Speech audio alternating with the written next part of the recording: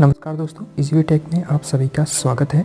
दोस्तों, आज का हमारा टॉपिक है वो है कि सिंगल फेज़ मोटर जो हम घरों में इस्तेमाल करते हैं वो सेल्फ स्टार्ट क्यों नहीं होती। आपने देखा होगा कि हम जो घरों में single phase induction motor use करते हैं, फिर भले ही वो हमारी छत वाले पंखों में हो या टेबल फैन में या फिर पानी की मोटर में, सब में हम एक सेल यूज़ करते हैं।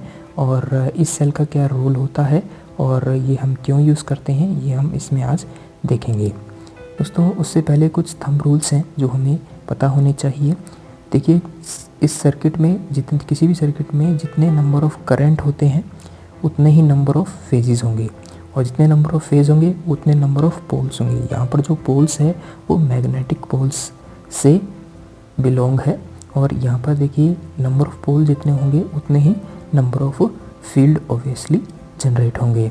तो ये कुछ थंब रूल्स हैं जो हमें याद रखने हैं। इसके बाद देखिए, एक साइंटिस्ट थे फेराराइस, जिन्होंने रोटेटिंग मैग्नेटिक फील्ड का कंसेप्ट दिया था। देखिए, रोटेटिंग मैग्नेटिक फील्ड ही वही मैग्नेटिक फील्ड होता है जिसके कारण कोई भी मोटर या कोई भी जनरेटर रोटेट कर पाती है। तो इन्होंने क्या कहा था, इन्होंने ये कहा था कि किसी भी इलेक्ट्रिकल मशीन में को अगर रोटेट करवाना है तो उसके अंदर रोटेटिंग मैग्नेटिक फील्ड का डेवलप होना बहुत ज़रूरी होता है। और ये रोटेटिंग मैग्नेटिक फील्ड तभी डेवलप हो सकता है यदि उसके अंदर मिनिमम 2 फेज हों, क्योंकि अगर 2 फेज होंगे तभी हमारे पास 2 मैग्नेटिक पोल डेवलप हो पाएंगे। और जैसा कि हम जानते हैं कि अगर 2 मैग्नेटिक पोल होते हैं तभी उनके बीच में कोई अट्रैक्टिव या रिपल्सिव फोर्स डेवलप हो पाता है, क्योंकि सिंगल पोल तो नेचर में एग्जिस्ट ही नहीं करता।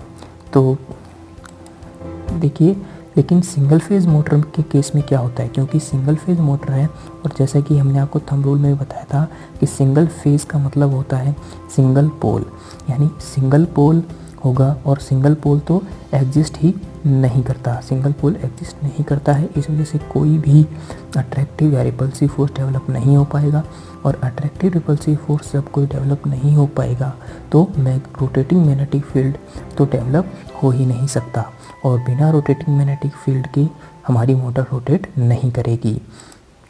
तो दोस्तों, ये एक सिंपल सा हमारे पास एक सिंगल फेज मोटर का एग्ज़ाम्पल है, और इस एग्ज़ाम्पल में बताया गया है कि आप फेज़ को स्प्लिट करके और सिंगल फेज़ को आसानी से डबल फेज़ में कन्वर्ट कैसे कर सकते हैं। तो इस सर्किट में देखिए, यहाँ सिंगल फेज़ सप्लाई आ रही थी, और यहाँ इसके पैरेलल में इन्होंने एक वाइंडिंग लगाई है, और ये एक ऑक्सिलरी वाइंडिंग पैरेलल में लगाई गई है। ये हमारी मेन वाइंडिंग थी। तो यहाँ से करंट आएगा, इसमें से पास होकर के चला जाएगा। लेकिन अगर हमने इसके पैरेलल में एक ऑक्सिलरी वाइंडिंग, ऑक्सिलरी मतलब वो वाइंडिंग जो बाहर से हमने लगाई है इसको स्टार्ट करने के लिए, ये वाइंडिंग हम लगाते हैं और एक स्विच लगा दिया। जैसे ही आप इसको स्टार्टिंग केस में इसको पैरेलल में कनेक्ट करेंगे तो करंट 2 पार्ट्स में यहाँ पर डिवाइड हो जाएगा। 2 पार्ट्स में अगर करंट डिवाइड हो रहा है तो मतलब नंबर ऑफ करंट अब कितने हो गए, 2 हो गए। एक ये आई एम, ये आई ए, यहाँ पर भी आई ए है ना। तो ये दोनों नंबर ऑफ करंट की वैल्यू 2 हो गई है। जब नंबर ऑफ करंट की वैल्यू 2 है तो हमारे थंब रूल के अकॉर्डिंग 2 नंबर ऑफ करंट है तो नंबर ऑफ फेज़ भी 2 होंगे। नंबर ऑफ फेज़ 2 होंगे तो नंबर ऑफ पोल 2 होंगे। नंबर ऑफ पोल 2 होंगे तो रोटेटिंग मैग्नेटिक फील्ड डेवलप होगा, और ये जो रोटर है बीच में ये रोटेट कर जाएगा। तो दोस्तों, आपको पता चल गया होगा कि सिंगल फेज़ मोटर है वो क्यों रोटेट नहीं करती अगर हम केवल उसे सिंगल फेज़ सप्लाई देते हैं, कोई ऑक्सिलरी वाइंडिंग अगर ना लगाएं तो दोस्तों, अगर आपको वीडियो अच्छी लगी हो तो प्लीज़ इसे लाइक कीजिए, शेयर कीजिए, हमारे चैनल को सब्सक्राइब करना मत भूलिएगा, क्योंकि हम ऐसे ही इंटरेस्टिंग टॉपिक पर वीडियोस लेकर के आते रहते हैं। तो मिलते हैं नेक्स्ट वीडियोज़ में, तब तक के लिए thank you and bye bye.